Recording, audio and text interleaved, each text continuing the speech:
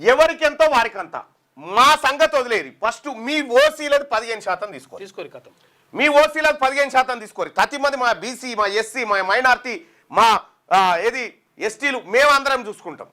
మీ first మీ 15% తీసుకొని పక్కకు జరుగురి నువ్వు పార్టీ పరంగా టికెట్లు అన్నాగో పార్టీ పరంగా మా 42 మంచుడు కాదు పార్టీ పరంగా మీ 15 మంచుకొని పక్కకు జరుగురి అంతే అంతకంటే ఎక్కువ 15 మీరు తీసుకొని అటు ఉండరు మీ దాంట్లోకి ఏ కాన వద్దు మాకు 15 అని మీరే చెప్పారు కదా ఈ 15 సంగతి ఏందో మీరు తీసుకొని అడ ఉండండి ఎందుకు మోసం చేస్తా ఉన్నారు ప్రజల్ని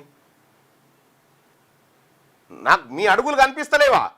మీరు ఎవరెవరితో ఏం మాట్లాడిపిస్తారు ఎవరెవరిని ఏమంటారు అని వట్టిగా నోరు బారేసుకొని తిడితిరి ప్రధానమంత్రిని రాష్ట్రపతిని అపాయింట్మెంట్ ఇయ్యగలని